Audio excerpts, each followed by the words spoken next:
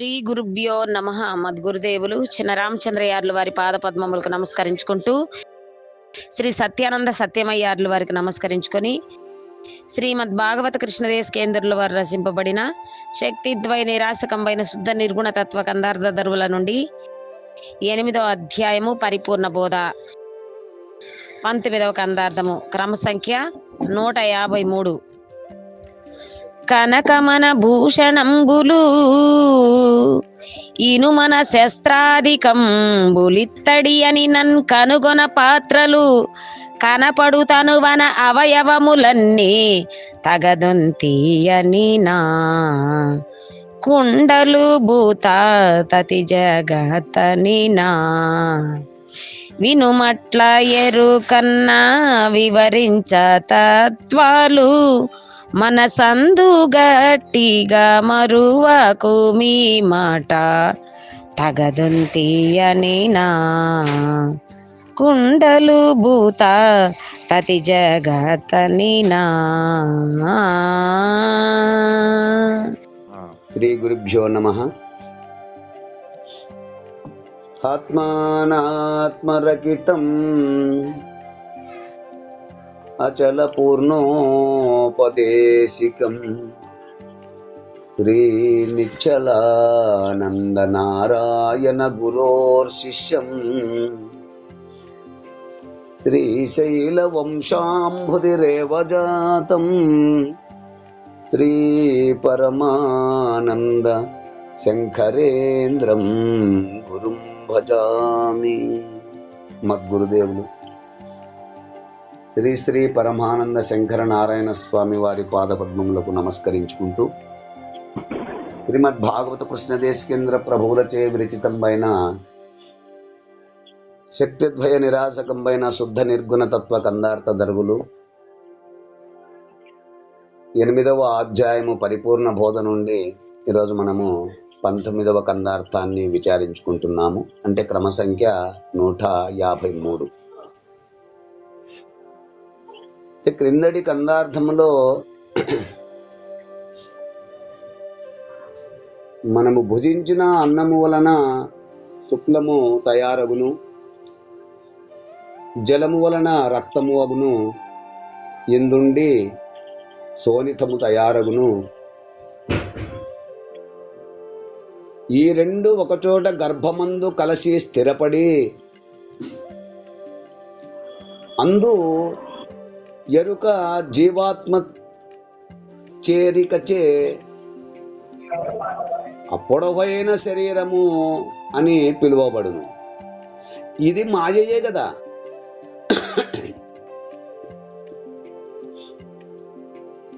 ఇట్టి ఎరుకకు మూలము ఏమీయూ లేదు. దీనినే గుర్తు మాయా అని చెప్పబడుచున్నది. దీనిని నీవు నమ్మి ఉన్నావు. కానీ శిష్య,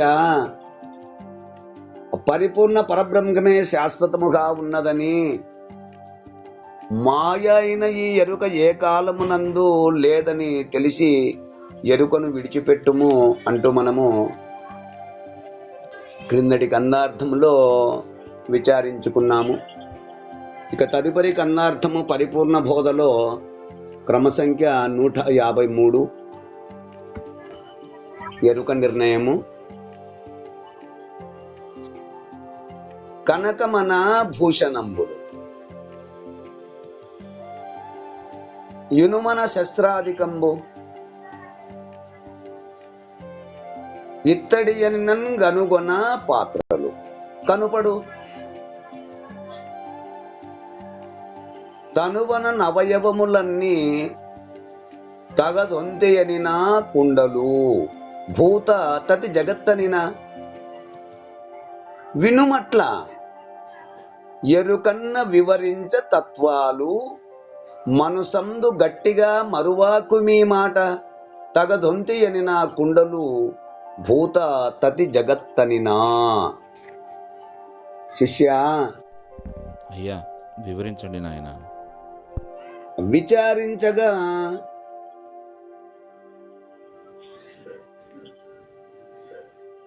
ఎరుక ఒకటే అయినను దీని సమర్థత ఎంత సఖ్యముగాకున్నది.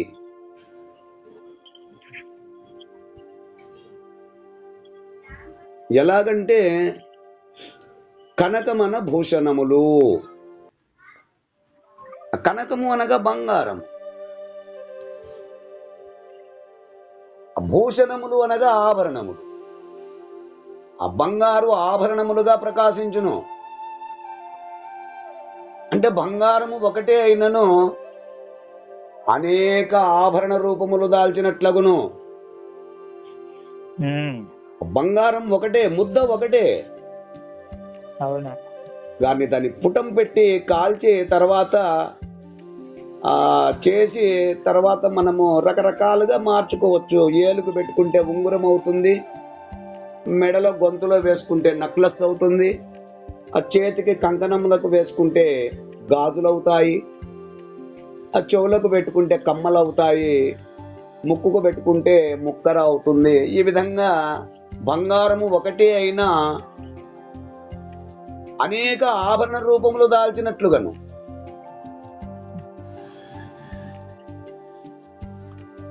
ఇనుమన శస్త్రాధికములు.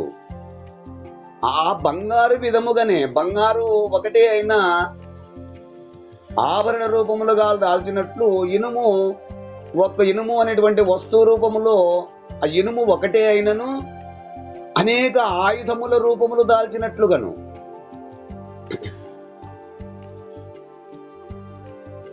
తద్విధంగా ఇత్తడి అనినన్ కనుగొన పాత్రలు. మనము ఇంట్లో వంట సామాగ్రి కోసమై ఇత్తడి సామాన్లు ఉపయోగిస్తుంటాము. ఆ సామాగ్రి రూపంలో ఉంటాయి, అంటే ఆ పాత్రలు. ఆ ఇత్తడి ఒకటే అయినా అనేక పాత్రల రూపములు దాల్చినట్లుగాను. తద్విధంగానే తనువన అవయవములన్నీ. శరీరం అనగా అవయవములతో కూడినది.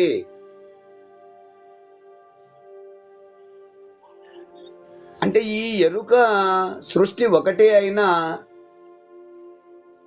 అష్టచక్రములుగాను నవరంధ్రములుగాను 25 తత్వములను ఏర్పడి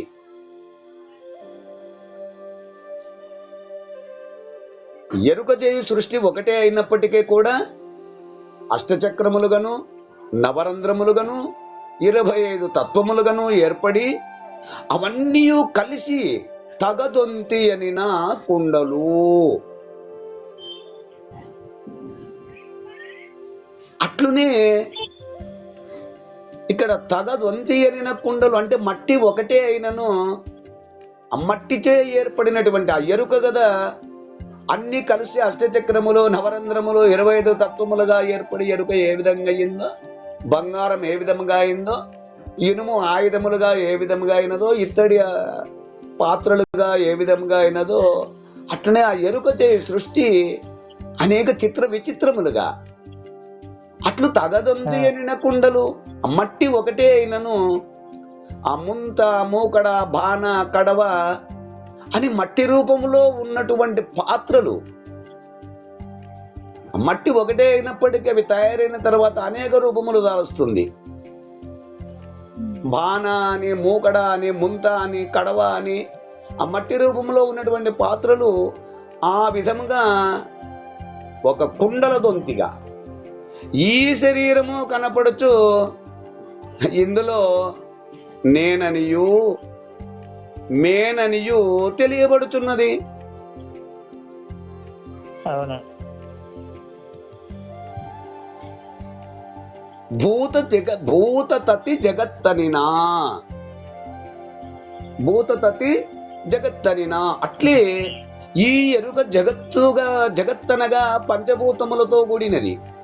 ఆ పంచభూతముల కూడికచే ఈ సమస్త జీవరాశులు అంటే స్థావర జంగమాదులు, సూర్య చంద్రాదులు, నక్షత్రాదులు, కొండలు, అడవులు, సముద్రము మొదలగు సర్వ ప్రపంచమంతా ఈ ఎరుక యొక్క కల్పితమని వినుమట్ల ఈ విధముగా గుర్తించుము. ఎరుకన్నా వివరించ తత్వాలు. అంటే ఎరుకనగా నానత్వముతో కూడుకున్న ఏక వస్తువు, నానత్వముతో కూడుకున్న ఏక వస్తువు. గట్టిగా మరువాకు మీ మాట. ఆ విధంగానే ఎరుకాన వస్తువు భిన్నత్వములో ఏకత్వము, ఏకత్వములో భిన్నత్వము. ఎరుకను వస్తువు భిన్నత్వములో ఏకత్వము, ఏకత్వములో భిన్నత్వం అని గట్టిగా దృఢపరుచుకో. అంటే ఆ ఎరుకయే అన్నిటికీ ఆధారమని, 25 తత్వములు చేరికయని నీ మనసులో చాలా స్పష్టముగా గ్రహించి ఈ విషయము మరవక ఉంటే సరిపోతుంది. చూడు, ఇక్కడ ఈ ఎరుకను ఆ విధంగా ఈ ఎరుకను వస్తువు అభిన్నత్వములో ఏకత్వము, ఏకత్వంలో భిన్నత్వము అని తెలియచేస్తున్నారు. ఆ ఏకత్వంలో భిన్నత్వంలో ఏకత్వం అనగానే ఏంటి అంటే సర్వం కల్విదం బ్రహ్మ ఏకమేవ అద్వితీయం బ్రహ్మ అని తెలిపినట్లు. సర్వం కల్విదం బ్రహ్మ ఏకమేవ అద్వితీయం బ్రహ్మం అని తెలిపినట్లు ఈ సర్వ జగత్తు బ్రహ్మచేతనే కలిగి ఆ బ్రహ్మమే జగత్ సృష్టికి కారణమైనందువలన సర్వం కల్విదం బ్రహ్మమని అని తెలిపినారు. ఏకత్వములో భిన్నత్వము, భిన్నత్వములో ఏకత్వం. ఈ కనపడే రూపభేదములు అభిన్న భిన్నముల గురించి విచారించిన మట్టి అనేది ఒకే పదార్థమై ఏకరూపముగా ఉన్నను ఆ మట్టిచే ఏర్పడిన కుండలు ఆ రూపనామములు కలిగి ముంత, మూకడ, బాణ, కడవ అని నామములచే ఆ నామములకు తగిన రూపములచే పలుకబడుచు అవుత్పత్తి వినాశములు కలిగి ఉన్నవి. కానీ ఆ మట్టికి మాత్రము ఉత్పత్తి వినాశములు లేక ఏక పదార్థముగా ఒకే విధముగా ఉన్నది. అయితే ఈ రెంటిలో మట్టికి ఏకత్వము, నిత్యత్వమును కలుగుతున్నది. మరి కుండలకు మాత్రము అనేకత్వము, అనిత్యత్వము సిద్ధిస్తున్నది. ఆ మట్టికి బహువిధ రూపనామములు లేకపోయినా కుండలకు మాత్రం అనేక రూపనామములున్నట్లు విచారించిన ఆ మట్టి కుండలు వేరుగాని విధముగా మట్టే కుండలు, కుండలే మట్టి. మట్టే కుండలు, కుండలే మట్టి. బంగారమునందు రూపనామములు లేకపోయినా అందు ఏర్పడిన ఆభరణాలకు రూపనామముల భేదం ఏర్పడినట్లు ఆభరణాలు బంగారము, బంగారమే ఆభరణాలు. అట్లునే ఈ సకల జగత్తుకు ఆధారమై అసత్తా మాత్రముగా ఉన్న బ్రహ్మము ఏ రూపములు, ఏ నామములు లేక కదలకనే ఉన్నను అందు కలిగే సృష్టికి మాత్రము రూపనామములు కలిగి ఆ ఉత్పత్తి వినాశములచే ఉన్నను ఆ బ్రహ్మం కన్నా సృష్టి వేరుగా లేనందున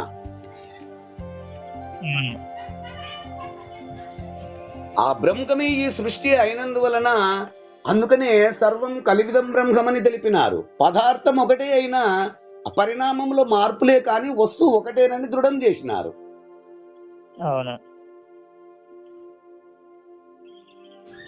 మిరప చెట్టులో కారము లేదు, మిరపకాయలో కారమున్నను కారం లేని చెట్టు కంటే కారం కలిగిన కాయ వేరుగాని ఎట్లు ఆ పంచభూత పరిణామ దశలో కలిగే మార్పుల వలన ఆ భిన్న భిన్న రూపములుగా కనిపించుచు ఈ కనపడే రూపములలో దేగాదులు మాత్రమే నేత్రములకు తెలియబడుచున్నను ఆ దేగములలో ఉన్న చైతన్యం మాత్రము నేత్రములకు గోచరించక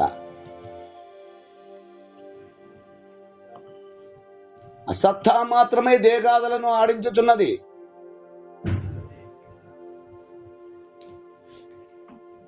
సర్వత్రా పంచభూతాన్ని సృష్టి కించిన్న విద్యతే. పాతాళ భూతలే స్వర్గమున్నట్లు అస్వర్గలోకమున గాని, పాతాళ లోకమున గాని, భూలోకమున గాని ఈ 5 భూతముల పరిణామమే తప్ప 6వ వస్తువు లేదని శాస్త్రములు తెలుపుట వలన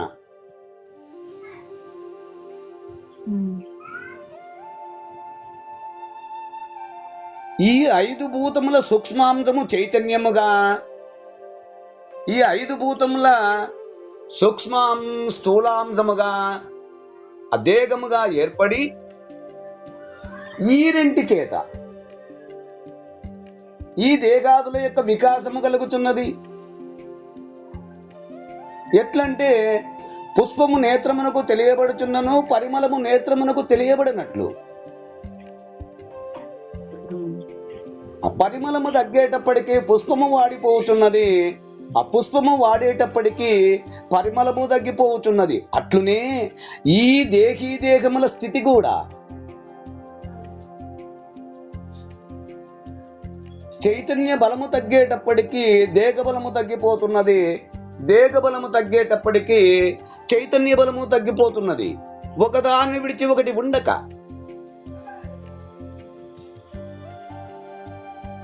ఈ దేహ చైతన్యముల రెంటిచే ఈ సర్వ జగత్తు కూడి ఈ జగత్తంతా బ్రహ్మముచే ఏర్పడినందువలన సర్వం కలివిదం బ్రహ్మమని తెలిపినారు.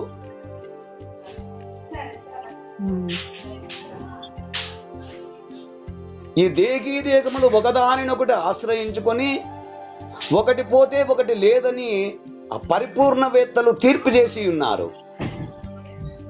ఎలాగంటే మేనెరుకలు రెండింటిలో దానిని ఇది దీని నదియు తగ సృజియుంచున్, మేనెరుకలివియు మూలము లేనిదే సృజనయ్యేననుచు. లేనే లేవంటి అంటే తప్పు లేనే లేదంటి. మేనెరుకలిప్పుడు దేన్నందున్నవో చూచి లేని మేనెరుకలు లేనివనుచు నమ్ము. లేనే లేవంటి అంటే తప్పు లేనే లేదంటే అంటూ సెలవిచ్చారు. అంటే ఈ మేనెరుకలు రెండును ఒకదానిని ఆశ్రయించుకొని ఒకటి ఉండుచు, ఒకటి పోయినా ఒకటి ఉండక రాకపోకలు కలిగి ఉన్నవి. ఈ మేనెరుకలు రావడానికి పోవడానికి ఏది చోటునిస్తూ ఉన్నదో అది ఏ పరిపూర్ణమై సత్యమై ఉన్నది. ఆ పరిపూర్ణమునందు ఈ మేనెరుకలు లేకనే ఉన్నవని తెలియబడుచున్నది. అందుకే ఈ ఎరుక లేక తెలివినే తెలియబడుచున్న విశ్వంబు దృశ్యమంచు. తెలివినై సర్వమునుగా అంతు దృక్కు నేను మిగుల నాకంటే అన్యమేధియును లేదు, సత్యమిది వేదాంత సంగ్రహంభూ. సీతారామాంజనేయంలో ఈ విధంగా తెలియజేస్తారు. అంటే ఈ తెలివినే బ్రహ్మమని తెలిపి అంతకంటే మరొకటి లేదని గట్టిగా నిలిపినారు. అయితే ఎరుక బ్రహ్మమ్మని ఇల శంకరార్యులు, తెలివి బ్రహ్మమ్మని తెలిపే వ్యాసులు. ఎరుక తెలివిల రెంటిని ఎరుగడు వేమన విశ్వదాభిరామ వినురవేమ అంటూ ఆ వేమనార్యులు తెలపడములో ఈ రెండింటినీ ఆయన అంగీకరించలేదని తెలియబడుచున్నది.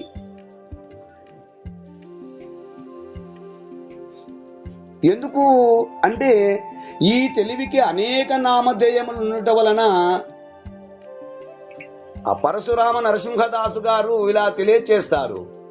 క్షత్రంభు అన్నను క్షత్రజ్ఞుడని అన్న, జ్ఞానమన్నను అహంకారమన్న, సద్రూపుడని అన్న చిద్రూపుడని అన్న, స్వస్వరూపం వన్న సాక్షి అన్న, ఈశ్వరుండని అన్న ఇల విష్ణువని అన్న, పరమాత్మ అన్నను బ్రహ్మమన్న, ఆదిశక్తని అన్న ఆనందమని అన్న, మాయకే ఇన్ని బహునామ చేయుములును, భట్ట బయలందునొక పేరు పుట్టలేదు, రమ్య గుణదామ భద్రాద్రి రామ పరశురామ నరసింహదాస సంరక్షితాంక అన్నట్లు ఈ బ్రహ్మమే అన్ని నామధ్యేయములచే అకారణ కార్యములకంతా మూల బీజమై తానే సర్వమునకు ఆధారమై ఉన్నందువలన సర్వం కల్విదం బ్రహ్మమని తెలిపినారు.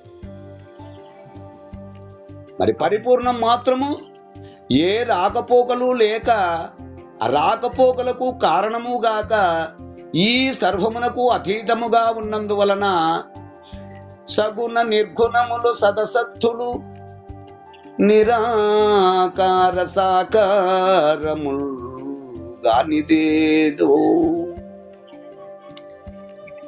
క్షేత్రజ్ఞ క్షేత్రముల్ జీవ జగంబులు కారణ కార్యముల్ గానిదేదో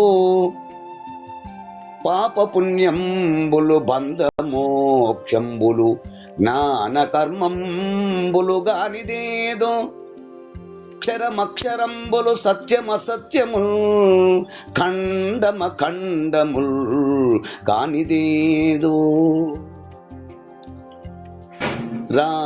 రాకపోకలు చెప్పంగ రానిదేదో అది ఏ కేవల పరిపూర్ణమనగనొప్పు రమ్య గుణదామ భద్రాద్రి రామ పరశురామ నరసింహదాస రక్షితాంక అన్నట్లు ఈ పరిపూర్ణము సగుణ నిర్గుణములకు అతీతమై సాకార నిరాకారములుగాక కారణ కార్యములు లేక అజీవ జగంబులం దాల్చక అజ్ఞాన కర్మములలో నుండక అక్షర అక్షరంబులం దగలక అఖండ ఖండములకు వేరునై తనకు తానుగానే భాసులుచున్నదని పరిపూర్ణ భావస్థులచే మనకు తెలియబడుతున్నది.